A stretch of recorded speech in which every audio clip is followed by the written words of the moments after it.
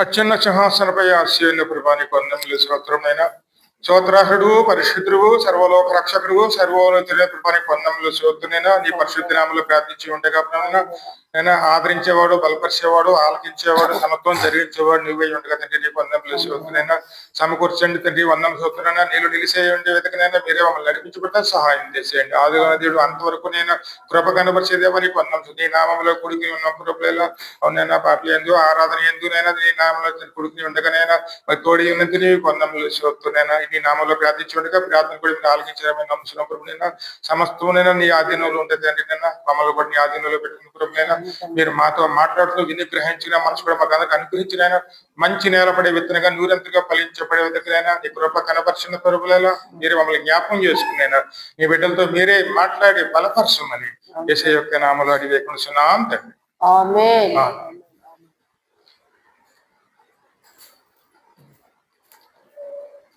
అందరూ బాగున్నారు కదమ్మా? అందరూ బాగున్నారు. సరే, సంతోషము. మరి ఈరోజు పరిశుద్ధమైన గ్రంథంలోను నేను వాక్యం జ్ఞాపకం చేసుకుందాం. కొద్ది కాలంగా మనం వాక్యం జ్ఞాపకం చేసుకునేది ఏమిటంటే యాకోబు జీవితం గురించి జ్ఞాపకం చేసుకుంటున్నాం. యాకోబు ఆయన జన్మించిన కాడి నుంచి ఈ వాక్యం జ్ఞాపకం చేసుకుంటున్నాం. మరి ఇప్పుడు యాకోబు విషయంలోను ఆయన ఇశ్రాయేలుగా మార్చబడటం, ఇశ్రాయేల్ ప్రజలు బానిసత్వంలోకి వెళ్ళటం ఇవన్నీ కూడా మనం పోయిన వారం మేము జ్ఞాపకం చేసుకున్నాం. ఈ రోజు కూడా మనం ఆ వాక్యంలోకి వెళదాం. మరి ఇది చాలా ప్రాముఖ్యమైనటువంటి విషయం అండి. ఆది కాండము అంటే దేవునికి లోంచి మనం ఎలా దూరం అయిపోయామో, ఏ విధంగా దూరం అయిపోయామో అనేది ఆదికాండం బయలుపరుస్తుంది. ఆదికాండంలో దూరం అయిపోయిన మనల గురించి దేవుడు పట్టించుకుని తిరిగి తన వైపు నడిపించడం కోసం ఇక్కడ యాకోబుని ఎన్నుకున్నాడు. ఎందుకంటే ఆదికాండంలో 3వ అధ్యాయంలో దేవుడు ఒక వాగ్దానం ఇచ్చారండి. పాపంలో కూడా దిగంబ్రత్తులో ఉన్నటువంటి ఆదాము అవ్వకి ఒక వస్త్రపు చొక్కకు కుట్టించి ఆయన తొడిగించి ఆయన సన్నిధానం నుంచి వాళ్ళని బయటికి పంపేశారు. ఆ తర్వాత స్త్రీ సంతానం గురించి కూడా అక్కడ వాగ్దానం ఇచ్చారు. ఎందుకంటే అదంతా దేవుని ప్రణాళిక. పాపం ఏం చేస్తుంది? మనం దేవుని దూరంగా తీసుకెళ్ళిపోతుంది. అలాగే ఆదికాండంలోనే పాపం ప్రవహించేటప్పటికీ దేవునిలో ఉండి జీవించవలసిన, దేవునితో సహవాసం చేయవలసినటువంటి వారు దేవుని దూరం అయిపోయారు. ఇప్పుడు దేవుడు తానే ఆ విషయంలో కల్పించుకుని వారిని మళ్ళీ తిరిగి తన సన్నిధానంగా తీసుకురావడానికి తాను ప్రయత్నం మొదలుపెట్టారు. తన దేవుడు వాగ్దానం చేసిన ప్రకారం ప్రయత్నం మొదలుపెట్టారు. ఆ మొదలుపెట్టినప్పుడు ఇక్కడ విషయం జ్ఞాపకం చేసుకోవాలండి. పాపం అనేది ఎప్పుడు కూడా దాసత్వంలో తీసుకెళ్తుంది. పాపం అనేది చాలా భయంకరమైంది. పాపము దాసత్వంలో తీసుకెళ్తుంది. అంటే అక్కడ మన బానిసత్వంలో తీసుకెళ్తుంది. ఈ ప్రజలందరూ కూడా దేంట్లో ఉన్నారు? పాపం ఏలుబడిలోనే ఉన్నారు. ఏ భేదము లేదు. అందరూ కూడా పాపము చేసి దేవుడు అనుగ్రహించు మహిమను పొందుకునే పరిస్థితిలో ఉన్నారు. ఏ భేదము లేదండి. అందరూ పాపం చేసుకునేవారు. కాబట్టి పాపపు కొలిమిలోనే వీళ్ళందరూ బాధలు పడుతున్నారు. వారి బాధ దేవుడు, ఎందుకంటే ఆ పాపములో నిలిచి ఉండి బానిసత్వంలో ఉన్నప్పుడు వారు పెట్టిన మొర దేవుడు ఆలకించారు. ఆ విషయాలు వాక్యంలో చూస్తే నిర్గమకాండంలోను చూస్తే కనపడుతుంది మనకి. 2వ అధ్యాయంలో 23వ వచనం నుంచి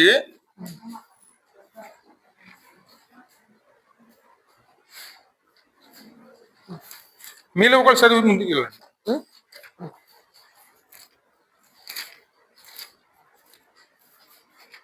2వ అధ్యాయంలో 23వ వచనం నుంచి 23వ వచనం నుంచి.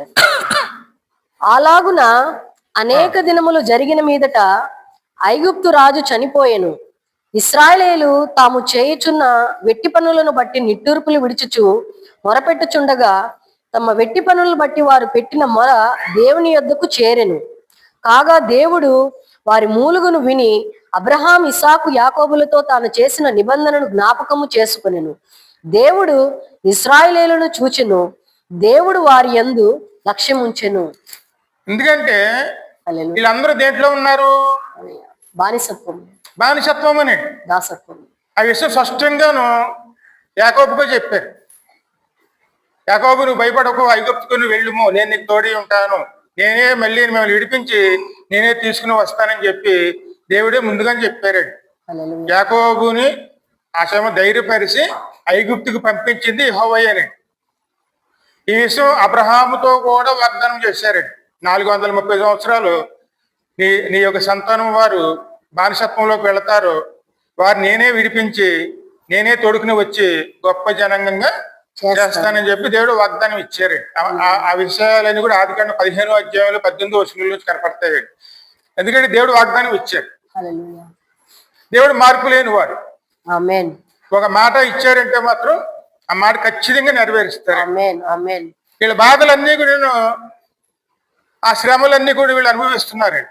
భయంకరమైన శ్రమలండి. అందుకే నిర్గమాకాండం అన్న మాటకి అర్థం ఏమిటంటే దేవుని సన్నిధిలో, అంటే దేవుని దగ్గరికి మరీలి వెళ్ళుట. హల్లెలూయా. అందుకు మునుపు ఆదికాండంలోనేమో దేవుని దూరం వెళ్ళిపోయారు. తిరిగి రావటం నిర్గమం. ఇప్పుడు మళ్ళీనే దేవునితో అంటుబడి దేవుని దేవునిలోకి మరలి వెళ్ళటం. ఆమేన్. హల్లెలూయా. నిర్గమం. ఎందుకంటే ఆ నిర్గమాకాండానికి అంటే దేవుని వైపు మరలి వెళ్ళటం. ఆమేన్. అందరూ కూడా ఒక మార్గాన్ని ఎంచుకుంటామండి. అందరూ దేవుని వైపు తిరిగి వెళ్ళడానికి ప్రయత్నం చేస్తున్న వాళ్ళు. ఎందుకంటే ఈ భూమి మీద ఉన్న ప్రతి ఒక్కరు కూడా దేవుని దగ్గరికి వెళ్ళటానికే ప్రయత్నం చేస్తారు. హల్లెలూయా. ఒక్కొక్కరు ఒక మార్గం ఎన్నుకుంటారు. కానీ మన మార్గాలు ఎక్కడికి వెళ్తాం మనకి తెలియదండి. అది సత్యం అనేది ఒకటే ఉంటుంది. సత్యం అని కనుక ప్రేమిస్తే సత్యం మనం స్వతంత్రం చేస్తుంది. ఆమేన్. ఆమేన్. కాబట్టి ఎవరికో కూడా ఎక్కడికి వెళ్తామో తెలియదు, కానీ అందరికీ దేవుడు కావాలి. ఆమేన్. కానీ ఈ లోకంలో ఉన్నంత కాలము కూడా మనం పాపపు దాసత్వంలోనే కొలుములోనే ఉంటామండి. ఇప్పుడు నడుస్తున్న నిర్గమాకాండమే అండి. అందరూ కూడా దేవుని వైపు తిరిగిన వాళ్ళమే, ఏదో ఒక రూపంలో వెళ్తున్న వాళ్ళమే. కొందరు మసీద్ అంటారు, కొంతమంది గుళ్ళు అంటారు, కొంతమంది ఈ విధంగా వెళతారు. కానీ అందరూ వెళ్ళేది ఎక్కడికి? ఈ లోకంలో ఎందుకు శ్రమలు వస్తున్నాయి అంటారేమో, ఎందుకు పని కష్టాలు పడుతున్నాం? ఎందుకంటే ఆదాము అవ్వకి మొట్టమొదటి కష్టపడవలసిన అవసరం లేదండి. పండు కోసుకు తినవలసిన పరిస్థితి వాళ్ళది. అంటే దేవుడు అన్ని సమకూర్చి పెట్టాడు. కేవలం వారు ఆకలి వేసినప్పుడు కోసుకు తిని వాళ్ళు జీవించవలసిన పరిస్థితి. కానీ దేవుని విరుద్ధంగా ఎప్పుడైతే ఆలోచన చేశారో దానివల్ల ఏమొచ్చింది? పాపం వచ్చింది. ఆ పాపం ఏం తీసుకొచ్చింది? దేవుని దూరం తీసుకొచ్చేసింది. అంటే దేవుని దూరం వెళ్ళిపోలే చేసింది. ఆ దూరం వెళ్ళిపోవటమే మనకు దాసత్వం. ఎందుకంటే దేవుని ఆధీనంలో దేవుని ద్వారా జీవించవలసిన మనము ఆయన ఆధిపత్యంలో ఉండవలసిన మనం, అంటే మన యజమాని ఎవరు? దేవుడేనండి. ఆ స్థితిలో ఉండవలసిన మనము ఎప్పుడైతే దేవుని దూరంగా వెళ్ళిపోయామో మరొక యజమాని చేతిలోకి వెళ్ళిపోయామండి. ఆ మరొక యజమాని ఎవరు? సాతాను ఆధీనంలోని లోకం ఉంది. కాబట్టి మనం ఎక్కడ పని చేస్తున్నామో యజమాని చెప్పిన పని చేస్తాం. అక్కడ మన సొంత నిర్ణయాలు పనిచేయవండి. ఎంతటి వారైనా సరే చూడండి, ఒకసారి పని చేస్తున్నామంటే ఆ పని అది ఎందుకు చేస్తున్నాం? యజమాని చెప్పాడు కాబట్టి చేస్తున్నామని. ఆ మాట పౌలు అంటాడు చూడండి, అయ్యో నేను చెయ్యాలనుకుంటున్నాను కానీ నేను అనుకున్న దాన్ని చేయలేకపోతున్నాను, నాలో ఉన్న పాపము నేను వద్దనుకున్న పనిని చేపిస్తుంది.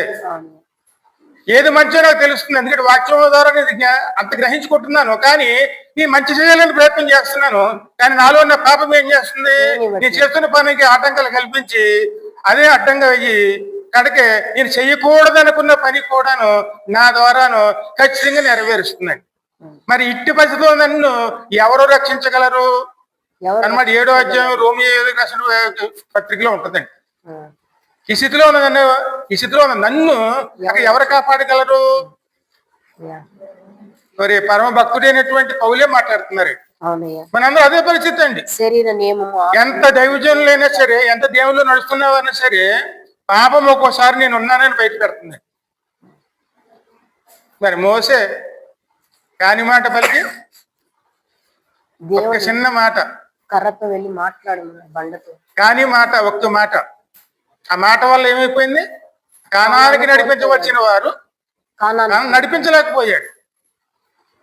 అంత పరిశుద్ధుడు. నిలబడమన్నాడు. దేవుడే తోడి ఉన్నాడు. మరి ఆయన ఆ క్షణంలోనూ ఒక బలహీనత, ఎందుకంటే ఆ ప్రజలు ఆయనకి కోపం రెప్పించడం వల్ల ఆయనకు వచ్చిన బలహీనత అండి. ఆ బలహీనత వల్ల కాని మాట ఒక్క మాట పలికాడు. ఆ ఒక్క మాట వల్ల తన తన బిడ్డ నడిపించవలసినటువంటి బాధ్యతలోంచి అని దేవుడు పక్క తప్పించేసాడు. అందుకే మనలో అది ఉన్నది, ఆ పాపం అనేది ఉన్నది. కాబట్టి ఈ లోకంలో జీవించినంత కాలం కూడాను దాని ఫలితాన్ని మనం అనుభవిస్తున్న వారికి ఉంటామండి. అన్నమాట ఏబు గ్రంథంలో 7వ అధ్యాయంలో చూడమ్మా, అక్కడ ఒక 2 వచనాలు ఉంటాయి చూడండి. ఈ లోకంలో మన పరిస్థితి ఎలా ఉంటుందంటే, ఏబు గ్రంథం 7వ అధ్యాయంలో 2 వచనాలు. యోబునా?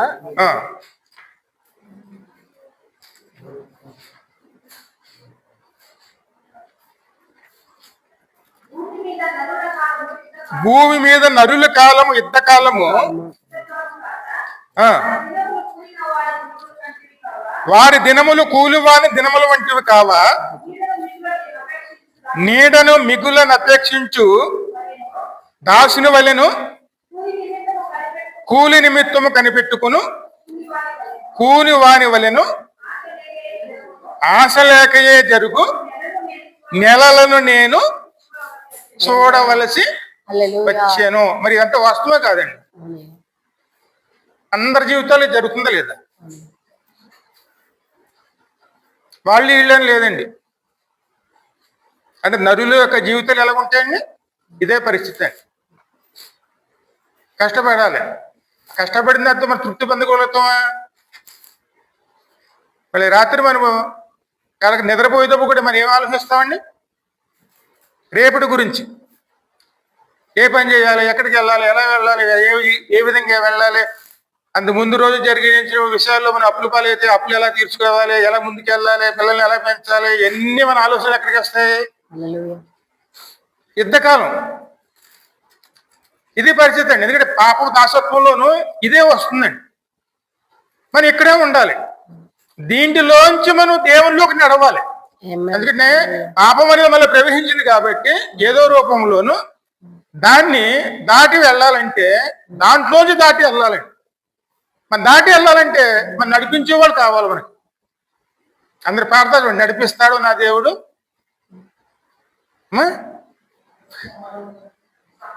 అంత శ్రమలోనైనాను చెయ్యి పట్టి వెన్ను తట్టి చక్కని ఆలోచన చెప్పి ఆయన నడిపిస్తారు. అందుకే మనకి ఎవరు కావాలి? ఇంకో విషయం అండి, వీళ్ళు శ్రమల్లో ఉన్నారు, భయంకరమైన శ్రమలండి, వెట్టి సాకరి. వాళ్ళు భోజనం చెయ్యాలంటే రాజు అనుమతి తీసుకోవాలి. ఆయన ఏమనుకుంటున్నాడో అదే జరిగిస్తాడండి రాజు. ఇటువంటి పరిస్థితుల్లోనూ వాళ్ళు తిరుగుబాటు చేయలేదు, రాజుకు లోపడ్డారు, దేవుని వైపు తిరిగారు, దేవునికి మొరపెడుతున్నారు. నిజంగా మొరపెడితే సమీపంగా ఉండేటువంటి దేవుడే. వీళ్ళు మొరపెట్టిన వాళ్ళ పరిస్థితి ఏమిటి? కఠినమైన పరిస్థితి. ఆ స్థితిలో వారు కేవలం దేవుణ్ణి చూశారండి. మరి ఈ లోకంలో మనం పడుతున్న శ్రమల్లోనూ ఆ శ్రమల్లో వచ్చినప్పుడు ఖచ్చితంగా మనం ఎవరి వైపు చూస్తామండి? దేవుని వైపు చూస్తామా, నరుల వైపు చూస్తాం? అన్నమాట ఇరిమియా గ్రంథంలో ఉంటుందండి ఒక మాట, నాసికారంధ్రంలో ఉన్నటువంటి ప్రాణమయం ఉన్నటువంటి నరిని వైపు చూస్తే మనకి ఫలాలు రావండి. ఎందుకంటే ఆయన కూడా మనలా అటుడే. కానీ జీవం గల దేవుని వైపు చూస్తే ఖచ్చితంగా నడిపిస్తారు. ఈ ప్రజలందరూ ఎవరి వైపు చూస్తారండి? దేవుని వైపు చూశారు. కానీ విడిపించగల సమర్థుడి వైపు మరి ఆశ పెట్టుకుని ఉన్నారు. వారి మొరలన్నీ ఎక్కడికి వెళ్ళి దేవుని వైపుకి వెళ్ళాడు. ఎప్పుడైతే దేవుని వైపు వెళ్ళియో దేవుడు ఎప్పుడైతే వారు చూశారో అప్పుడు దేవుడు నిర్ణయించుకున్నారు అన్నమాట ఈ లోకానికి రావటానికి. పాత నిబంధనలోనూ యెహోవా దిగి వచ్చారు, కొత్త నిబంధనలోనూ యేసే రాబోతున్నారు. పాత నిబంధనలోనేమో యెహోవా దిగి వచ్చి తన బిడ్డలను చేయబట్టుకుని నడిపించారు. కొత్త నిబంధనలోను ఇదిగో నేను త్వరలో రాబోతున్నానని చెప్పి యేసయ్య ఆయన ఒకసారి వచ్చారు, మార్గం సరళం చేశారు, మళ్ళీ వస్తారు, హల్లెలూయా సిద్ధపడిన వారిని త్వరగా రమ్ము ప్రభువా త్వరగా తీసుకెళ్తారు.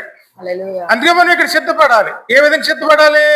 వీటిలో ఉంటూనే వీటిని దాటుకుని వెళ్ళటానికి దేవుడు సహాయం తీసుకునేవారు ఆమేన్ ఆమేన్ ఉండాలి. అందుకే ఇది చాలా ప్రాముఖ్యమైనటువంటి వాక్యం అండి. ఆమేన్ ఇదంతా కూడా మనకు వర్తిస్తుంది. ఈ యొక్క నిర్గమాకాండం ఈ శ్రమలన్నీ కూడా మనం కూడా ఇశ్రాయేలు ప్రజలు పడే శ్రమ అనుకుంటామండి.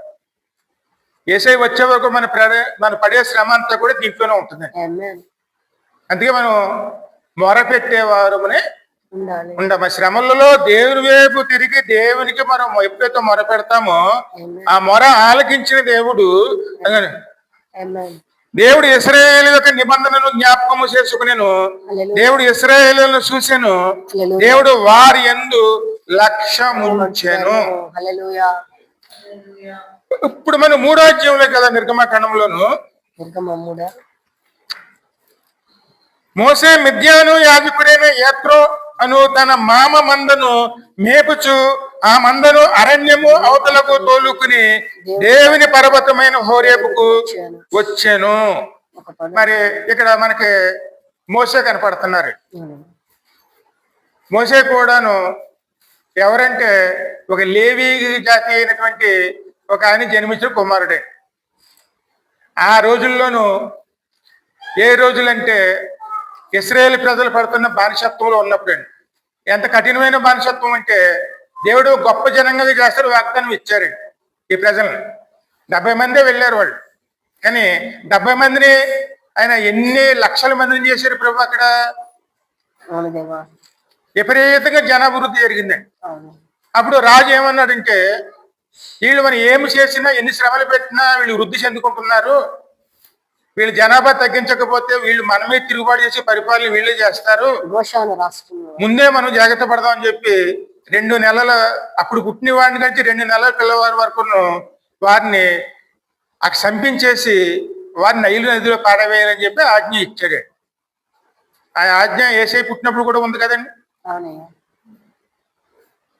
ఆ రోజుల్లోనే. అప్పుడు మోసే పుట్టాడు. మోసే పుట్టినప్పుడు కూడా వాళ్ళు చాలా కష్టపడ్డారండి. అందగాడు ఆయన్ని అతి సుందరుడు ఇంట్లో జాగ్రత్తగా పెంచారు. ఒక 2 నెలల వరకు 3 నెలల వరకు వాళ్ళు కష్టపడ్డారు. అందుకే పిల్లవాడు ఇంట్లో ఉంటే అది అందరికి తెలుస్తుందో తెలియదండి. ఎవరినైనా దయగలగని సంటి పిల్లవాడిని దయగలవండి, రాయలేం అది అసాధ్యం. చాలా కష్టపడ్డారు. కడకే వాళ్ళు పెంచలేక చిన్న జమ్మిపెట్టులో పెట్టి అక్కడ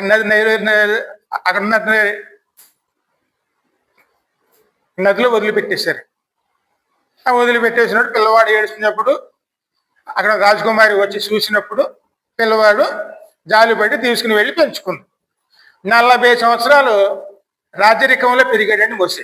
రాజు విద్యలన్నీ ఆర్కిటెక్చర్ రాజరికంలోనే సకల విద్యలు నేర్చుకున్నాడు. కానీ ఆయనలోని ఎబ్రీ రక్తం అంటే లేవి రక్తం ఆయనలో ఉందండి.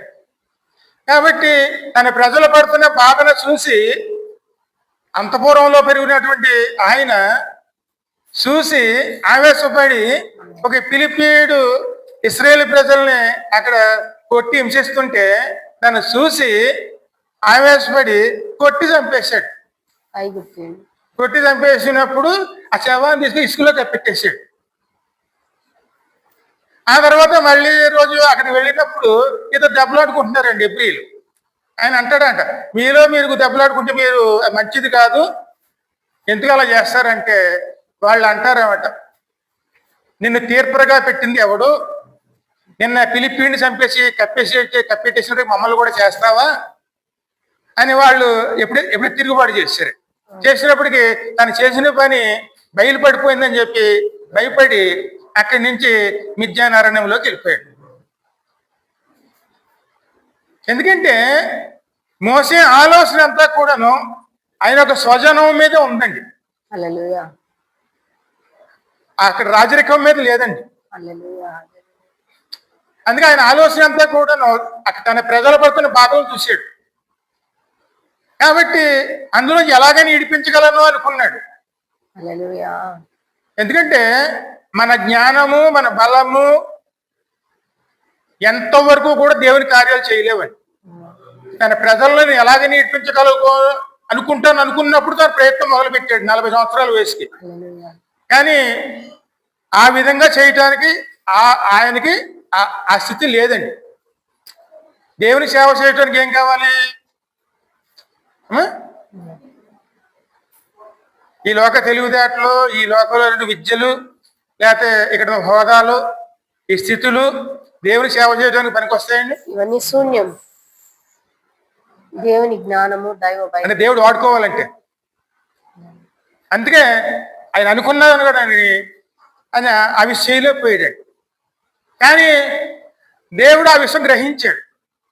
కాబట్టి మోసేని అక్కడి నుంచి ఆయనే పంపించాడు. మోసే ఆయన ఆలోచన పుట్టించి అక్కడి నుంచి అంటే అరణ్యంలో ఉన్నటువంటి ఒక సేవకుడి ఇంటికి ఆయన పంపించారు. అక్కడికి వెళ్ళిన తర్వాత గొర్రెలు కాపు వాళ్ళ అమ్మాయిని ఒక అమ్మాయిని పెళ్లి చేసుకుని అక్కడే ఆయన మేకల మందలం మేపుకుంటూ అక్కడే ఉన్నాడు. మేకల మందలం మేపుకుంటూ ఉన్నది ఎన్ని సంవత్సరాలు? 40 సంవత్సరాలండి. 40 సంవత్సరాలు అక్కడ రాజరికంలో పెరిగిన వాడు అక్కడ ఏమి నేర్చుకున్నాడండి? అవన్నీ మరపు తెప్పించేశాడు ఆయన. 40 ఏళ్ళు నడిపించాడు. మేకల మంద, గొర్రెల మంద కాయటం అంటే సాత్వికత్వం వస్తుంది. అంటే అవన్నీ ఇబ్బందులు పెట్టినా వాటిని దండించడండి, మందలిస్తాడంతే. ఆ సాత్వికత్వము అనేది ఆయనలో వచ్చే వరకు కూడాను 40 ఏళ్ళు దేవుడు తన సేవకుని ఇంట్లో పెట్టాడు. హల్లెలూయా. మేకల మందుల దగ్గర ఆయన నేర్చుకున్నాడండి. హల్లెలూయా. నేర్చుకున్న తర్వాత ఆయన దేవుని పర్వతం దగ్గర మన్నం తోలుకుని వచ్చినప్పుడు దేవుడు దర్శనం ఇచ్చారండి. ఆ దర్శనాన్ని మనం చూస్తున్నాం. ఆమేన్. హల్లెలూయా. మరి ఏ విధంగా దేవుడు దర్శనం ఇచ్చారు? 3వ అధ్యాయంలో ఉంటుంది చూడమ్మా. దేవుని పర్వతమైన ఒక పొద నడిమిని అగ్ని జ్వాలలలో యెహోవా దూత అతనికి ప్రత్యక్షమాయెను. అతడు చూచినప్పుడు అగ్ని వలన ఆ పొద మండుచుండెను, కానీ ఆ పొద కాలిపోలేదు. అప్పుడు మోషే ఆ పొద ఏల కాలిపోలేదో నేను ఈ తట్టు వెళ్లి ఈ గొప్ప వింత చూచదని అనుకునేను. దానిని ఎందుకంటే ఈ కనబడింది ఎవరు? యెహోవా దూత అంటే యేసయ్యనే. హల్లెలూయా. ఆయన ఎంత పరిశుద్ధులై ఉన్నారు చూడండి. ఇది పరిశుద్ధ స్థలము. నీ చెప్పులను విడిచిపెట్టు. చెప్పులు అంటే ఏమిటి? క్రియలు. ఎప్పుడు కూడా దేవుని సన్నిధానంలో మనం మన క్రియలతో ప్రవేశించకూడదండి. ఎప్పుడు క్రియలు ఎక్కడ ఉండాలి? బయట ఉండాలి. దేవుని విషయాలు వేరు, లోక క్రియలు విషయాలు వేరండి. ఎందుకంటే తూర్పుకి పడమరికి ఎంత దూరం ఉంటుంది? రెండు కలుస్తాయా? కలవండి. అలాగే దేవుని క్రియలు, లోక క్రియలు కలవండి. లోక క్రియలతో మనం దేవుని సమీపించాలనుకున్న రోజులు అన్నీ కూడాను మనం ఖచ్చితంగా ఈ శ్రమంలో పడిపోతామండి. దేవుని క్రియలతోనే దేవుని సమీపించాలి. ఆమేన్. ఆమేన్. హల్లెలూయా. ఆ విషయం చెప్తున్నారన్నమాట. హల్లెలూయా. మరి దేవుడు ఏమై ఉన్నాడో మనం చూస్తే మన కీర్తనలు 18వ కీర్తన 8వ వచనం చూడమ్మా. 18వ కీర్తన 8వ వచనమా? ఆయన నాసికారంధ్రములో నుండి పొగ పుట్టెను. ఆయన నోట నుండి అగ్ని వచ్చి దహించును. నిప్పు కణములు రాజబెట్టును. మేఘములను వంచి ఆయన వచ్చెను. ఆయన పాదముల క్రింద గాఢాంధకారము కమ్మి ఉండెను. ఎందుకంటే చూడండి, ఆయన ఎటువంటి దేవుడు? ఆయన హల్లెలూయా. ఆయన నాసికానంద్రములలో ఆ నోట్లో ఏమొస్తుందండి? అగ్ని. ఆయన దహించే అగ్ని. ఆయన దిగి వచ్చారు. నిప్పులను రాజు పెట్టెను. ఎందుకంటే మేఘములు వంచి ఇది పవిత్రమైన స్థలం. హల్లెలూయా. ఆయన ఎక్కడున్నారు? అక్కడ పవిత్రమైందండి. ఆమేన్. కాబట్టి దీన్ని ప్రత్యేక దృష్టితో చూసేవారు ఉండాలండి. పరలోక దృష్టితో మనం దీన్ని చూడాలి, కానీ ఈ లోక దృష్టితో మనం ఎప్పుడూ కూడా దేవుని సన్నిధానం చూడకూడదండి. ఆమేన్. హల్లెలూయా. ఆయన ప్రత్యేకించబడిన వారు. ఆయన దహించే అగ్ని. అవును దేవా. హల్లెలూయా. ఏమైనా చేయగలిగినటువంటి సమర్థుడండి. హల్లెలూయా. హల్లెలూయా. ఆమేన్. సకల సృష్టి కూడా ఆయనలోనే అంత ఇమిడి ఉందండి. ఆయన ఆజ్ఞకు లోబడి ఉంటుందండి. ఆమేన్. ఆయన ఎలా నిర్మించి పెట్టారో, ఏ విధంగా ఆ సృష్టిని నిలబెట్టారో ఆ విధంగానే పనిచేస్తుంది. హల్లెలూయా. దేవుడి ఆజ్ఞ లేకుండా ఆ సృష్టి కూడా వ్యతిరేక పని చేయదండి. ఆమేన్. హల్లెలూయా. అటువంటి ఆయన. హల్లెలూయా. అందుకే ఆయన సన్నిధానంలోకి మోసే వచ్చారు. ఆమేన్. అదే విధంగాను ఇంకోసారి హెబ్రీయులు రాసిన పత్రిక 12:29 చూడము. 12:29. 12:29. ఒక నిమిషం.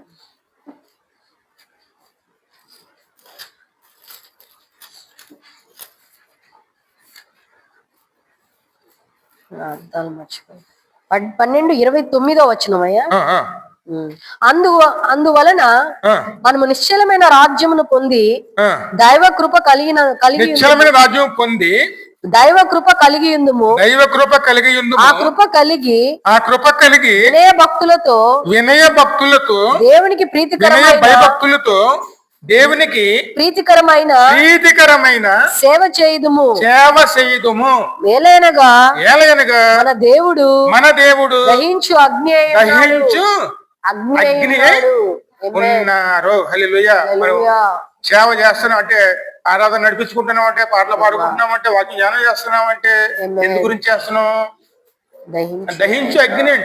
ఆయన భయభక్తులు కలిగి ఆయన ఏమై ఉన్నారో మనం గ్రహించుకోగలిగాం. ఇంత కీర్తనలు కూడా జ్ఞాపకం చేసుకున్నా చూడండి. సంతోషంతోనూ ఆనందంతోనూ ఆ సన్నిధానంలో మనం ఆరాధించుకునేవారు ఉండాలి. ఎందుకని ఆయన సృష్టికర్త,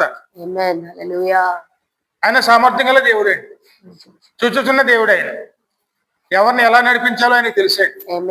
ఆయన చేతిలో ఉన్నామనుకోండి, ఆయనేమో నడిపించుకుంటూ తీసుకువెళ్తారు. అందుకే ఈ లోకంలో మన ప్రయాణం ముందుకు సాగాలంటే ఆయన సహాయంతోనే ముందుకెళ్ళాలి. ఆయన వెళుతున్నప్పుడు చాలా జాగ్రత్తగా ఉండాలి. ఎందుకంటే మనతో వస్తున్న వారు ఎవరు? దహించు అగ్ని అండి, సామాన్యులు కాదండి. అందుకే మనం నడుస్తున్న దేవునితో. ఎందుకంటే మనం ఉన్న చోట ఎవరు ఉంటారండి? నువ్వు ఎక్కడికి వెళ్తావు? అక్కడ నేను వస్తానని చెప్పి యాకోబుకు వాగ్దానం చేశారండి. అవును తండ్రి, నేను వెళ్ళి ప్రతి చోట యాకోబును ఆయనే పిలిచారు. యాకోబు ఇగో ఈ రోజు నుంచి నిన్ను నేనే నడిపిస్తాను. ఆ రోజు ఇచ్చిన వాగ్దానం అండి. అందుకని దిగి వచ్చారు ఆయన. నువ్వు ఎక్కడికి వెళ్తావో అక్కడికి నేను వస్తాను. మరి ఆ వాగ్దానం మనకు కూడా వర్తించడం లేదండి. గుర్తుందయ్యా, నా బాప్తిజం మన ఇంటికి వెళ్తున్నావా, ఇంటికి వస్తారు. అదే మనం ఎక్కడికి వెళ్తున్నావా, అక్కడికే వస్తారు. మనం ఉన్న చోట ఆయన ఉంటారు. మరి ఆయన మనతో ఉన్నప్పుడు మనం ఏ ప్రవర్తనతో ఎలాగ ఉండాలి? భయభక్తులు కలిగి ఆయన యందు. ఎందుకంటే ఆయన ఏమై ఉన్నారో మనం చూసాము. అప్పుడు మన ప్రవర్తన అంతా కూడాను దైవ శక్తానుసారంగా ఉండాలండి. అదే దేవుని కోరుకుంటున్నాడు. ఎందుకంటే నీతి న్యాయముల విషయంలో సంతోషించు దేవుడును అన్న ఇంత కీర్తనలో జ్ఞాపకం చేసుకున్నామండి. మనలో ఏముండాలండి? దేవుని నీతి. మనం ఎక్కడ ఉంటున్నామో ఆయన ప్రతినిధులు కాబట్టి మన ద్వారా ఏమి తెలుసుకోవాలి? లోకం మన ద్వారా దేవుడు ఏమై ఉన్నారో తెలుసుకోవాలి. అది తెలుసుకునే విధంగానే మనం ఉండాలండి. అందుకే ఆయన దహించు అగ్ని అయి ఉన్నాడు. మనం ఉన్న చోట ఆయన పనులు చేసుకుంటూ వెళ్తున్నాం. కాబట్టి మనం చేసిన ప్రతిదీ కూడా ఎవరికి చేస్తున్నాం? దేవునికి మహిమకరముగా ఉండాలి. దేవునికి చేస్తున్నాం కాబట్టి అక్కడ ఎప్పుడు కూడా అదే మోసని హెచ్చరిస్తాం. నీ ఉన్న చోట పవిత్రమైంది, నీ చెప్పుల వారిలో అక్కడ విడిచి ముందుకు రమ్ము. అంతకు మునుపు ఆయన ఏం ఆలోచించాడు? ఎలా మనుషులు చూద్దామని వెళ్ళి చూస్తానికి ఇచ్చాడు. అంటే మనకు కూడా కుతూహలం ఉంటది కదండి. ఏంటి ఇలా జరుగుతుంది, ఏంటి అదే దగ్గరికి చూద్దాం అని అనిపిస్తూ ఉంటుంది. కానీ అలా వెళ్ళాలంటే అక్కడ అది ఏమైందో గ్రహించుకునేవారు ఉండాలి. అందుకే బైబిల్ చెప్తున్నారు, మోసే ముందు నువ్వు నుంచున్న చోటు పవిత్రమైంది, నీ క్రియలను విడిచిపెట్టు. దేవుడే చెప్పారంటే ఆ చోటు ఎటువంటిది? పవిత్రమైనది, చాలా పవిత్రమైందండి. దాన్ని గ్రహించుకోగలిగేమనుకోండి, దేవుడే మన కోసం దిగి వస్తారు. అందుకే ఈ లోకంలో మనం ఈ శ్రమంలో ఉన్నప్పుడు మన దృష్టి దేవుని వైపు తిరిగి దేవుని వైపు చూసి ఆయన సహాయం కోసం కోరుకునేవారు ఉండాలి. హల్లెలూయా. చూసేమనుకోండి ఆయనే మళ్ళీ నడిపించడానికి వస్తా. అదేవిధంగా దానియేలు గ్రంథం 7:9 చూడము. దానియేలు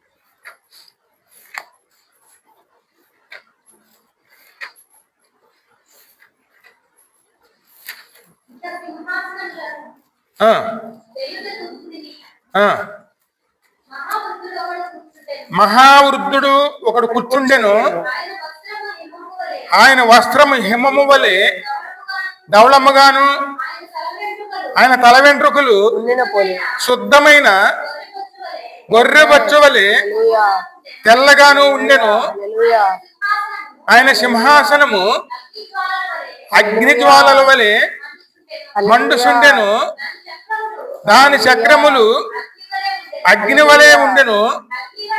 అగ్ని వంటి ప్రవాహము ఆయన యొద్ద నుండి ప్రవహించుచుండెను. హల్లెలూయా వేవేల కొలది ఆయనకు పరిచారకులు ఉండేది, హల్లెలూయా కోట్ల కొలది హల్లెలూయా మనుషులు. మనుషులు అనేది ఎక్కడ ఉన్నారండి? హల్లెలూయా అంటే మనమే. అంటే మనం ఎక్కడికి వెళ్ళవలసిన వారు? అయ్యా ఆయన ఎదుట ఆయన దగ్గరికేనండి. మహావృద్ధుడు, ఆమేన్ ఆదిలో ఉన్న దేవుడు ఆమేన్ అంతవరకు నిలిచిండు. మనకైతే ఆమేన్ హల్లెలూయా పుట్టుక సాగు రెండు ఉన్నాయండి మనకి, కానీ ఏసేకి లేవు. ఆమేన్ ఆయన ఏ విధంగా వచ్చారో మనకు తెలియదు, ఆమేన్ ఆయన ఎప్పటి వరకు ఉంటారో మనకు తెలియదండి. ఆమేన్ అందుకే ఆయన మహావృద్ధుడు. ఆమేన్ హల్లెలూయా ఎందుకంటే మనం అందరూ అనుకుంటాం రాబోయే డిసెంబర్ 25నే అని పుట్టినరోజు అని, ఆ దినములలో కానీ నిజంగా ఆయన పుట్టినరోజు ఎప్పుడండి? లోకము పుట్టక మునుపు దేవుని యందు నేను ఉన్నవాడను. మనకి పుట్టినరోజులు ఉంటాయి కానీ ఆయనకు ఉండదు, ఏమో మనకు తెలియదు. కానీ మనలో జన్మించారనుకోండి, హల్లెలూయా అదే పుట్టినరోజు, ఆమేన్ అదే రక్షణ దినం. నేడే రక్షణ దినం, రక్షణ అదే పుట్టుక దినం. దినం అండి. ఆమేన్ ఆయన మహావృద్ధుడు, కానీ ఆయన దగ్గర ఎవరు ఉన్నారు? వేల వేల కొలది, కోట్ల కోట్ల కొలది మనుష్యులు పరిచారకులను, మనుషులు అక్కడ నరులను, ఉన్నారు మనుషులను ఉన్నారు ఉన్నారు. ఆ చోటులోకి వెళ్ళవలసిన వారు మనమండి. మనము. ఆమేన్ హల్లెలూయా ఇక్కడ మనం ప్రయాణం చేస్తున్నామంటే ఆమేన్ మన ప్రయాణం ఎక్కడికి? నిత్యత్వం ఆ చోటులోకి. పరదేశు. అక్కడికి వెళ్తుంటే మనం చేసే పని ఏంటండి? ఆమేన్ నిలిచి ఉండుట ఆయన ఎదుట. ఆరాధించడం. అందుకే సంతోష గానములు చేయుడి. ఇందాక కీర్తనలు ఆమేన్. చదువుకున్నాం చూడండి. ఆనందం. ఇక్కడ సంతోషపడాలి, సంతోషంతో ప్రయాణం చేయాలి, ఆమేన్ సంతోషంతో దేవుని దగ్గర గడిపేవారు ఆమేన్ ఆమేన్ ఉండి. అందుకే మన వెళుతున్న మార్గం ఎటువంటిది? జీవము గల వాక్యం అది. మార్గం అని. నేనే మార్గము, సత్యము, జీవమునై ఉన్నాడు. జీవము. నా ద్వారా తప్ప ఆయనే మాట్లాడుతున్నారు. తండ్రి యొద్ద ప్రవేశం. అందుకే మోసే అని పిలుస్తున్నారు అన్నమాట. హల్లెలూయా మోసేకి శిక్షణ ఇచ్చింది ఎవరు? ఆయనేనండి. యెహోవా. ఒక సేవకుని దగ్గరికి పంపించి అన్ని నేర్పించారు. ఆమేన్ 40 సంవత్సరాలు. హల్లెలూయా హల్లెలూయా రాజు దగ్గరేమో ఒక 40 సంవత్సరాలు సకల విద్యలు నేర్చుకున్నాడు. ఈ లోక విద్యలన్నీ తీసివేసి ఇప్పుడు ఈ 40 సంవత్సరాలనేమో దేవుని సేవకుని దగ్గర నేర్చుకున్నాడు. తన సేవా విద్యలు. రాజు దగ్గర నేర్చుకున్నప్పుడేమో ఆయన కేవలం ముక్కోపి, అవును. అంటే కేవలం ఏదైనా చూస్తే ఆవేశపడే ఒక మనస్తత్వం అని. ఆవేశ తత్వం. కానీ దేవుని దగ్గర నేర్చుకున్న తర్వాత తగ్గింపుతనం, సాత్వికుడు అయ్యాడు. దీనత్వం, ఇప్పుడు ఈ ప్రజలు నడిపించడానికి మోసేని ఎన్నుకున్నారు. సాత్వికము, దీనత్వము అలవరిచాడు. అందుకే మోసేని పిలుస్తున్నారు అన్నమాట. 40 మోసే మోసే ఇలా రా. సాధన. ఆలకించామనుకోండి ఆయన ఉపయోగించుకుంటారు. ఆమేన్ హల్లెలూయా మరి ఇప్పుడైనా సరే ఆయన పని చేస్తున్నప్పుడు దేవుడు పిలుపు విన్నామనుకోండి, ఆమేన్ ఆలకిస్తే ఆయన మన ద్వారా పని చేస్తారు. ఆమేన్ ఆమేన్ మరి దేవునితో పని చేయటం చూడండి, ఆయనే మన దగ్గరికి వచ్చి ఆయన పక్షంలో మనం పని చేస్తే ఆ పని ఎటువంటిది? అగ్నితో కూడుకున్న పని, శ్రేష్టమైన పని, మండుచున్న పని. ఈ లోకంలో అన్నిటికన్నా ఘనమైన పని దేవుని సేవ. ఆమేన్ హల్లెలూయా మీరు ఎంత పెద్ద కంపెనీలోనే పని చేసుకోండి, దేవా. దేవుని సేవకునికి ఉన్న విలువ, అవునయ్యా. స్థానం వాళ్ళకు ఉండదండి. దేవుని చేతి నక్షత్రములు. అంటే దేవుని పక్షంగా దేవుని ప్రతినిధిగా వారు ఉన్నారు. ఆమేన్ హల్లెలూయా అందుకే అది అత్యంత విలువైనటువంటి ఒక క్రియ అండి. ఆమేన్ హల్లెలూయా అది మోసేకి చెప్తున్నారు అన్నమాట. హల్లెలూయా హల్లెలూయా ఇంకా మనం ముందుకు వెళదాం. మూలవాక్యంలోకి 3వ అధ్యాయంలోకి నిర్గమకండి. మూలవచనము. నీ చేయి ఆ, నీ రొమ్మున ఉంచుకొనగా మనము ఒక్క నిమిషం.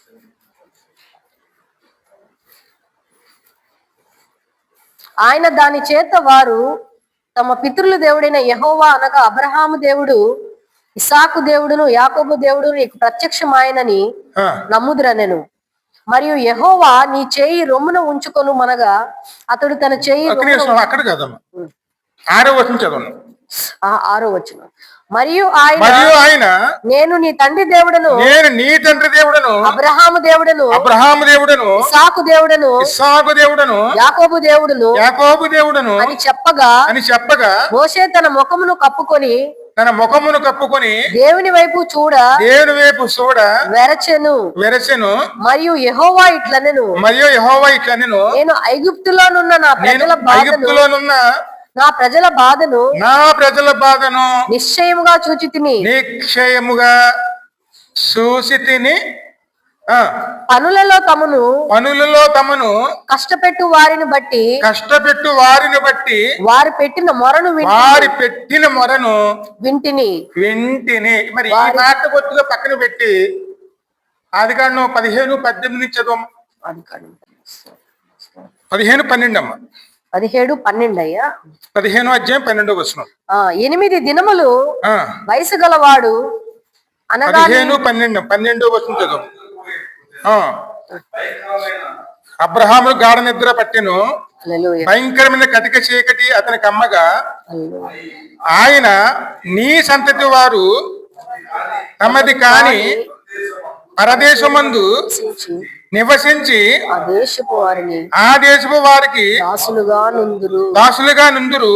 వారు 400 ఏండ్లు వీరిని శ్రమ పెట్టుదురు. వీరు ఎవరికి దాసులవుదురో ఆ జనమునకు నేనే తీర్పు తీర్చుదును. వారు మిక్కిలి ఆశతో బయలుదేరి వచ్చారు. ఆమేన్ హల్లెలూయా. నీ పితరుల యొద్దకు పోదు. ఈ మాట కూడా పక్కన పెట్టి ఇదే గ్రంథం 46వ అధ్యాయం తీయడం. 46వ అధ్యాయం 3వ వచనం. 46:3.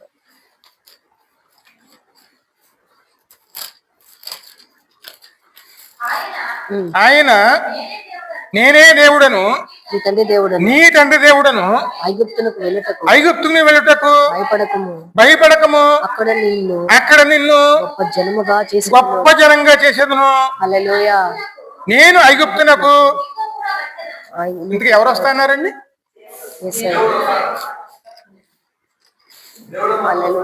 అంటే ఇప్పుడు దేవుని మాట విని ఐగుప్తుకి వెళ్తున్నారండి. ఐగుప్తు అంటే ఈ లోకం అండి. లోకములో మనం నడుస్తున్నాం. మనకు దేవుడు ఏ వాగ్దానం ఇచ్చారు? నేను నీతో వస్తా అన్నారు. మనం ఎక్కడికి వెళ్తే ఆయన అక్కడ వస్తారు. అంటే ఆయన మనతో ఉన్నారు. అందుకే నీలో ఉన్నవాడు లోకంలో ఉన్నవారి కన్నా గొప్పవాడు. ఇది మనం మర్చిపోకూడదు. నాలో ఉన్నవాడు లోకంలో ఉన్నవాడు దేవుని వాగ్దానం. అవును తండ్రి. అరే యాకోబుని దైవం. ఎందుకంటే ఇంకో విషయం అండి, అంతకు ఇదే యాకోబుని యాకోబు పేరు మార్చారు.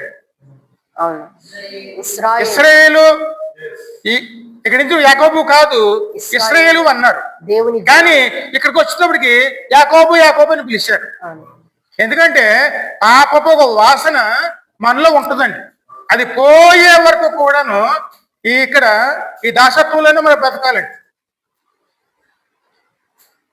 ఎందుకంటే మనం రక్షించబడ్డాం.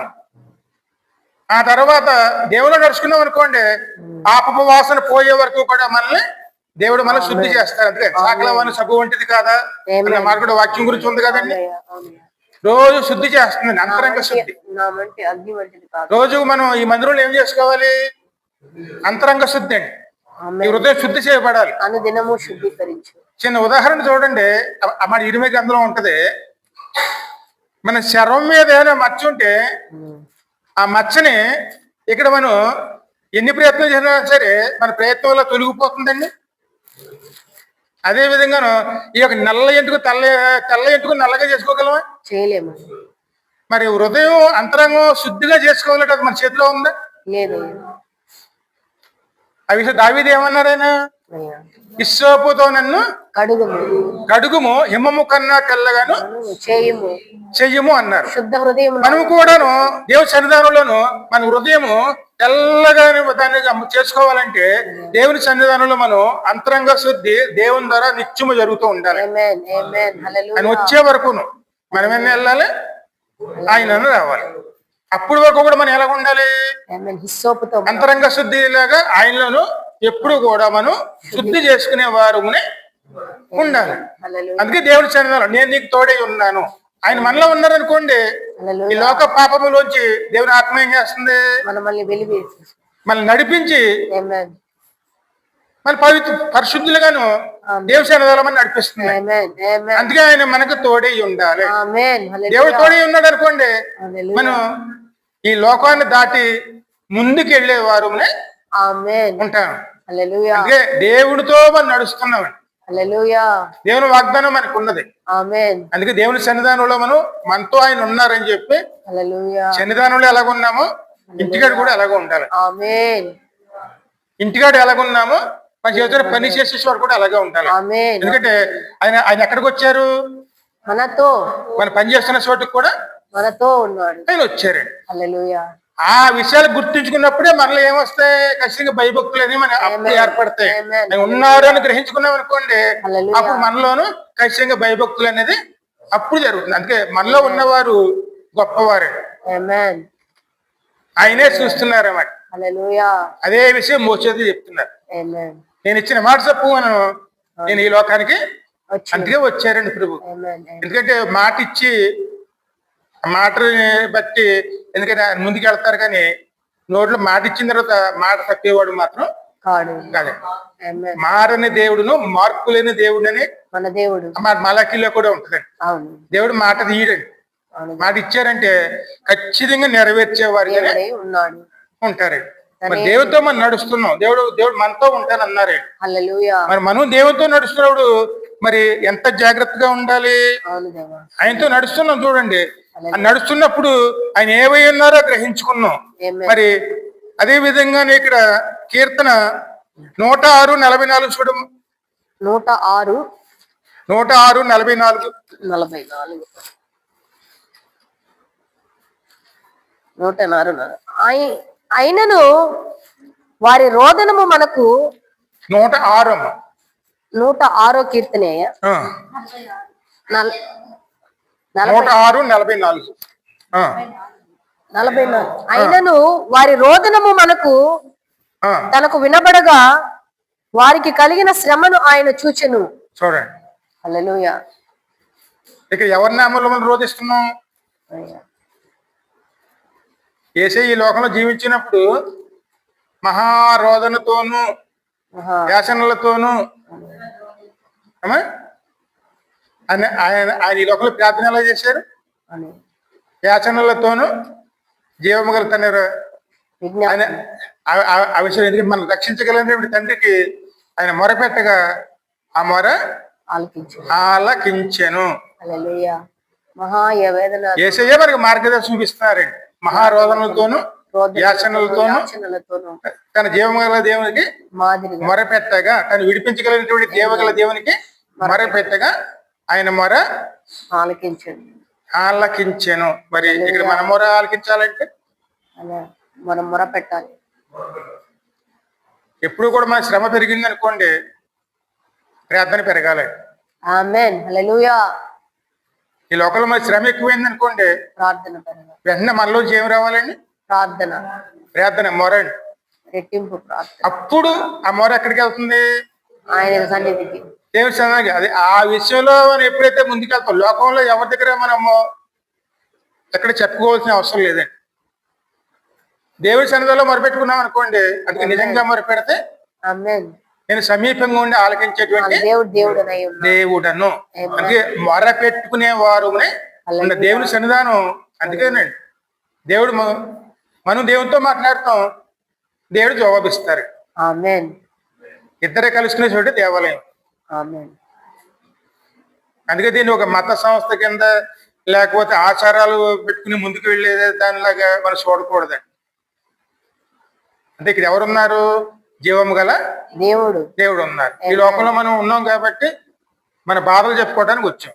ఆమేన్. ఎందుకంటే మన తండ్రి పుట్టింటికి వెళ్ళిన వాళ్ళు ఏం చేస్తారండి? తల్లికి తండ్రికి చెప్పుకుంటారు, బాధలన్నీ చెప్పుకుంటారు.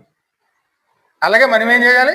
మన బాధలు చెప్పుకున్నాం అనుకోండి, ఆ బాధల్లో ఎలాగ వెళ్ళాలో ఆయన చెప్తారు. మనం ఆమేన్. హల్లెలూయా.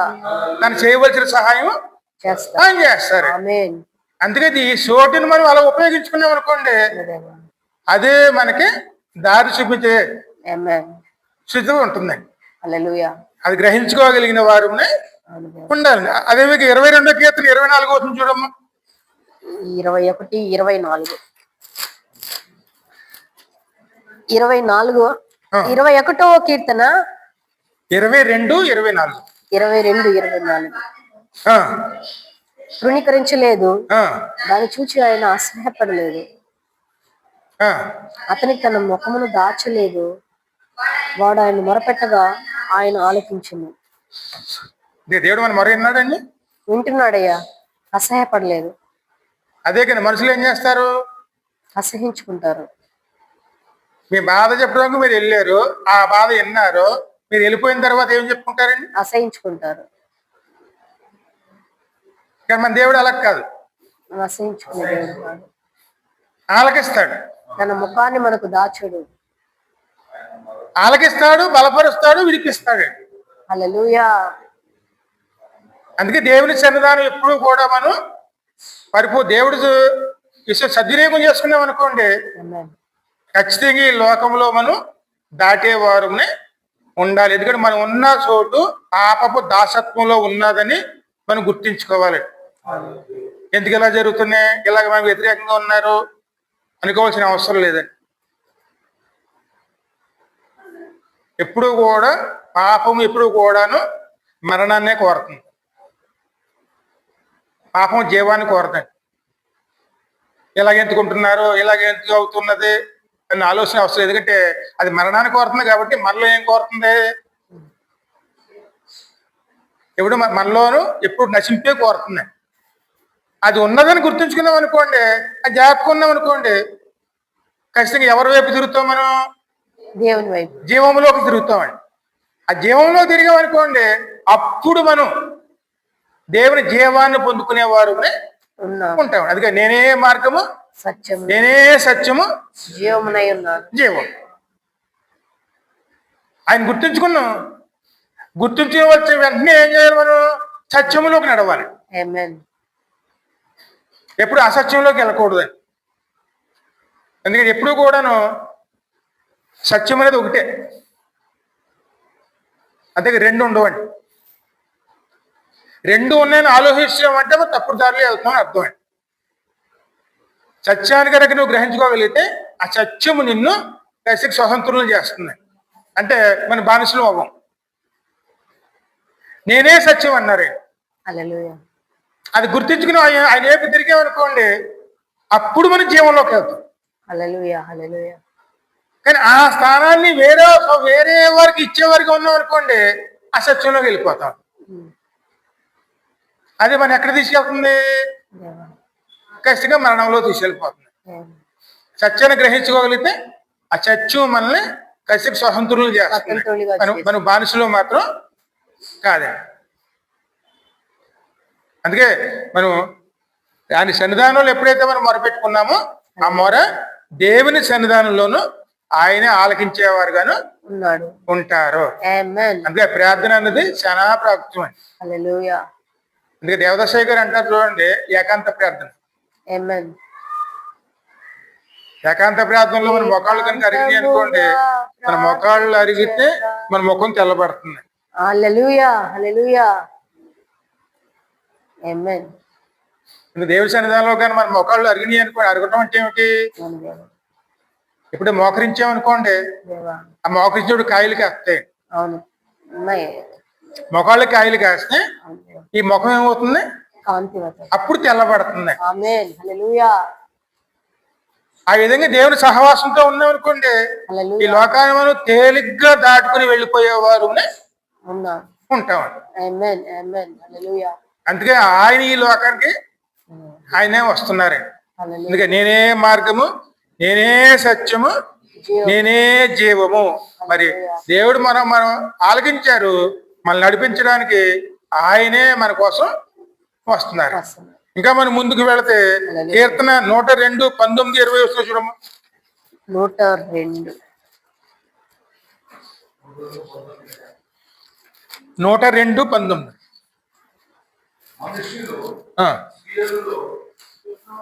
మనిషి నిన్న స్తోత్రమును ప్రకటించినట్లు చెరసాలలో ఉన్న వారి మూలుగులను వినుటకును చావునకు విడిపించుటకును ఆయన తన ఉన్నతమైన పరిశుద్ధ ఆలయంలో నుండి వంగి చూచెననియు ఆకాశం నుండి భూమిని సృష్టించిననియు వచ్చు తరము తెలుసుకున్నట్లుగా అది వ్రాయబడవలెను. సృజింపబడిన జనము యెహోవాను స్తుతించును. ఏమంటారు ఇక్కడ? హల్లెలూయా. చెరసాలలో ఉన్న వారి మూలుగులను వినుటకును, అది లోక బందికానాలు అయ్యా, చావునకు విధింపబడే వారిని విడిపించుటకును. ఏబు గ్రంథంలో రాయబడింది కదండి. అవునయ్యా. ఇక్కడ ఇక్కడ ఇక్కడ మన జీవితం ఎలా ఉంటుంది? అవునయ్యా, కొద్దిగా ఉన్నది. అది ఒక బందికానేనండి. చెరసాల బందిక. ఇష్టం ఉన్నా ఇష్టం లేకపోయినా పని చేయవలసిందే. మనం ఆ 4 రూపాయలు సంపాదించుకుంటే ఇక్కడ కుటుంబం నడదు. ఆ బందికానాలోనే ఉన్నాం మనం. అప్పుడు వచ్చే మొర ఖచ్చితంగా ఎవరు ఆలకిస్తారండి?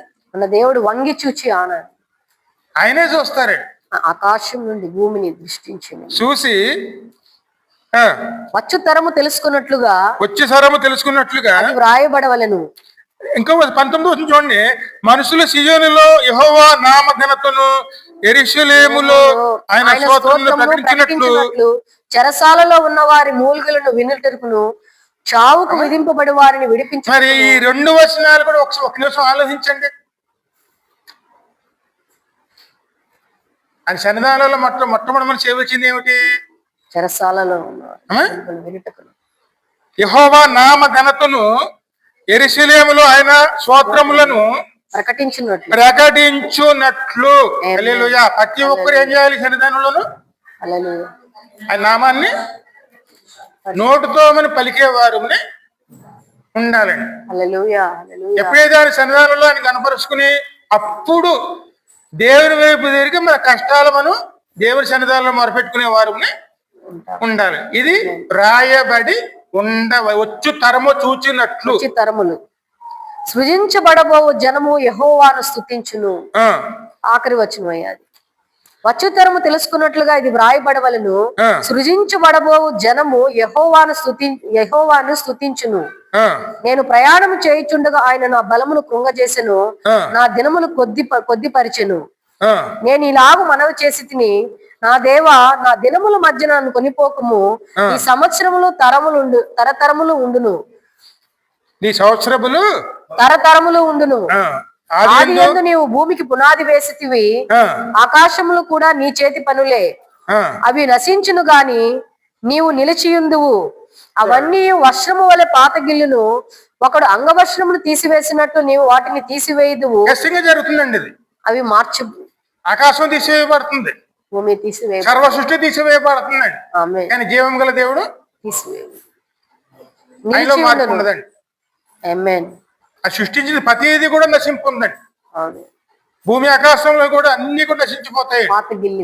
జీవం గల దేవుడు నిలిచి ఉంటారండి. ఆయననే మనం ఆనుకుని ఉన్నాము. ఆయనే ఇక్కడ యాకోబుకి ఆయనే ధైర్యం ఇస్తారు. యాకోబు, నువ్వు భయపడకము, నువ్వు వెళ్ళుము, నేను నీకు తోడే ఉంటాను. ఈ రోజు మనతో కూడా మాట్లాడుతున్నారు. నువ్వు భయపడవద్దు, నేను నీకు తోడే ఉంటాను. నువ్వు ఎక్కడికి వెళ్తున్నావో అక్కడ నేను వస్తాను. ఆయనలో మార్పు ఉండదండి. ఎప్పుడు ఉండే దేవుడు ఆయన. అందుకే మనం హృదయంలో ప్రార్థన చేసుకుంటూ మనం అని శుతించుకుంటూ ఆరాధించుకుంటూ మన పనులు చేసుకుంటూ వెళ్ళిపోయాం అనుకోండి, హల్లెలూయా. సంతోషంతో సమాధానంతో మనం ప్రతి పనిలో కూడా మనకి ఆమేన్. సంతోషం. మరి ఈ లోకంలో చూడండి, సంతోషం కోసం మనం ఎన్ని పనులు చేస్తాం, ఆమేన్. ఆ? కేవలం కేవలం టైం పాస్ కంటారు చూడండి, ఎన్ని డబ్బులు తగిలేస్తామండి. అయ్యని దేవుడి ఇచ్చిన సమయాన్ని అంతా ఏం చేసుకుంటామని. వృధా చేస్తారు. కానీ ఎప్పుడు సత్యాన్ని గ్రహించుకోగలిగితే దేవా హల్లెలూయా. ఇది నిజమైన ఒక సంతోషం ఎక్కడ ఉంది? దేవునిలో ఉంది. దేవుని సన్నిధానంలోనే. ఆమేన్. హల్లెలూయా. అది గ్రహించుకోగలిగాం అనుకోండి, నిత్యానందం అనేది ఆయనలోనేనండి. ఆమేన్. అందరూ చిన్న పాట పాడుతున్నాడు, సంతోషం పొందింది సంతోషం పొందింది పాట పాడుతుంది. అన్నయ్య యేసు నన్ను రక్షించిన సంతోషం నాటి నుండి నేటి వరకు సంతోషం సంతోషం పొంగినది పొంగుతూనే ఉన్నది. ఉన్నది. హల్లెలూయా. మన జీవితంలోకి ఆయన వచ్చారు, మనం నడిపించడం మొదలు పెట్టారు. ఆమేన్. అప్పుడు ఆయనలోనే నిలిచి ఉంటాం. ఆమేన్. హల్లెలూయా. ఆ నడిపించేటువంటి వాగ్దానమే మోసే ముందు పెడుతున్నారు.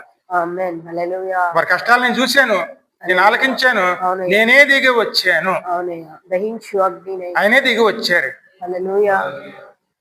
మరి అది గ్రహించుకుని మనం ఏం చేయాలి? అవునయ్య.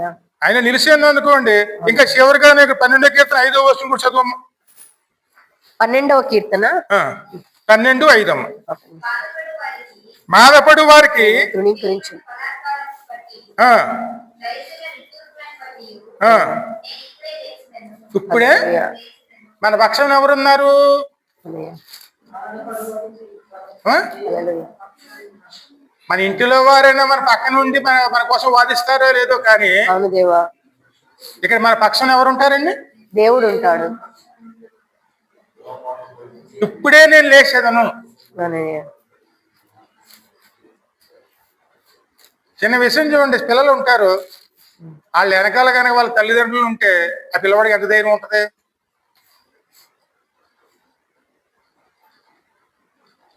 అదే కనుక మన వెనకాల ఆయన ఉన్నారనుకోండి ఈ లోకంలోనూ, హల్లెలూయా. అప్పుడు మనం ఎంత ధైర్యం కలిగి ఉంటామండి? అవును. ఆ ధైర్యం కలిగి దేవుళ్ళు నడుచుకునేవారు అప్పుడు మన నిజమైన సంతోషం సమాధానం అనేది మనతో వస్తుంది. ఎందుకంటే ఆయన జీవము గల ఆమేన్. దేవుడు, చూచుచున్న దేవుడు. దేవుని వాగ్దానం చదువుకుని ఇక వాక్యం ముగించేసుకుందాం. యెషయా గ్రంథం 33:10. ఇక్కడ దేవుని వాగ్దానం ఉంటుంది చూడండి. ఈ వారం దేవుడు మనకి ఇస్తున్న వాగ్దానం 33:10. యెషయా గ్రంథం. ఆ, ఆ, ఇప్పుడే లేచెదను, గొప్ప చేసేదను అనుకున్నాను, ఇప్పుడే నాకు ఘనత తెచ్చుకుందేనను మీరు పొరపెట్టున్నారు. యెహోవా, ఇదే కదయ్యా, యెహోవా ఇట్లా అనుకొనిచున్నాడు, ఆ. ఇప్పుడే లేచెదను, ఇప్పుడే లేచేదను, ఇప్పుడే నన్ను గొప్ప నన్ను గొప్ప చేసుకుందును, ఇప్పుడే నాకు ఘనత ఇప్పుడే నా ఘనత తెచ్చుకుందును. మీరు పొట్టును మీరు పొట్టును గర్భము ధరించుకుని కొయ్యి కాలను కందురు, ఈ ఊపిరియే అగ్ని అయినట్టు మిమ్మల్ని దహించి వేయుచున్నది. ఆ, జనములు కాలుచున్న సున్నపు బట్టిల వలెను, ఆ, నరకబడి అగ్నిలో కాల్చుబడిన ముళ్ళ వలెను అగును. ఆ, దూరస్తులారా ఆ. ఆలకించుడి, నేను చేసిన దానిని చూడుడి. సమీపస్తులారా నా ఎందుకంటే పరాక్రమను ఇప్పుడే తెలుసుకొనుడి. అనుకుంటున్నారు నా నామాన్ని కనపరుచుకుంటాను. ఆమేన్. కలవరసుల మీదండి. హల్లెలూయా. లోకం అంతా ఏ స్థితిలో ఉన్నప్పుడు ఆయన మరణించారండి. ఆ మరణాన్ని జయించి తిరిగి లేచారు ఆయన. మన కొరకు తన నామ మహిమ. ఆయన అనుకుంటున్నారండి, నేను ఇప్పుడే లేచేదను, ఆ కార్యం ఇప్పుడే పూర్తి చేస్తాను. ఆమేన్. హల్లెలూయా. మన పాపములోంచి అవునే. పరిపూర్ణ విడిపించడానికి గర్భము ధరించి ఆయన అప్పుడే నిర్ణయించుకుంటున్నారండి. కందురు. ఆ నిర్ణయించే సమయంలో ఎలాగున్నారు? మీ ఊపిరి అగ్ని అయినట్టు మిమ్మల్ని దహించి వేస్తున్నది. మనలో పాపం ఏం చేస్తుంది? మనల్ని గ్రహించి వేస్తాం. దహించి వేస్తుందండి. ఇప్పుడే అనుకుంటున్నారు, నేను ఇప్పుడే లేస్తాను, నా కార్యం ఇప్పుడే నేను చేస్తాను. అదే కలవర శిలువ మీద చేసిన కార్యం. ఆయన మన కోసం తను చేయవలసినంత ఆయన పూర్తి చేసేసారు. సమీపస్తులుగా ఉండవాలి. కేవలం మనం చేయవలసింది ఆయనలో నిలిచి ఉండేవారు ఉండాలి. అందుకే మనల్ని నడిపించే విధంగా దేవుణ్ణి ఆనుకునేవారు ఉండాలి. ఆయనే మనల్ని నడిపించాలి, కానీ మనకే మనం నడవటానికి ఏమాత్రం కూడదు. ఎందుకంటే నడిపించే దేవుడు మన కోసమే దిగి వచ్చారు. ఆయనే మన కోసం ఆ లోకం నుంచి ఈ లోకం దిగి వచ్చారు. కానీ మనం తెలుసుకోవాల్సింది దేవుడు పరిశుద్ధుడు. ఆమేన్. హల్లెలూయా. పరిశుద్ధుడు, పరిశుద్ధుడు, పరిశుద్ధుడు, పరిశుద్ధుడు, దేవుడు సిద్ధం చేసిన విధంగానే మనం వెళ్ళాలి తప్ప పరిశుద్ధుడు, పరిశుద్ధుడు, పరిశుద్ధుడు. మనం సిద్ధం చేసుకునే విధంగా వెళ్ళకూడదు. దేవుని ఆలోచన వేరు, మన ఆలోచన. మన ఆలోచన వేరు. హల్లెలూయా. అందుకని నేను ఇప్పుడే లేస్తాను. వారు పడుతున్న బాధ చూశారు. నేను ఇప్పుడే లేచి నా కార్యాన్ని చేస్తాను. పూర్తి చేస్తాను. మరి మన పక్షమున ఆయన మన కార్యం చేస్తారంటే ఆమేన్. మరి హల్లెలూయా. అంతకన్నా ఇంకేముంటుందండి? అదే నేడే రక్షణ దినము. దినము. ఆమేన్. ఈ రోజేనండి. చిన్న ప్రార్థన చేసుకుని ముందుకు వెళ్దాం. హల్లెలూయా. హల్లెలూయా. స్తోత్రం, స్తోత్రం, స్తోత్రం, స్తోత్రం, స్తోత్రం, స్తోత్రం, స్తోత్రం.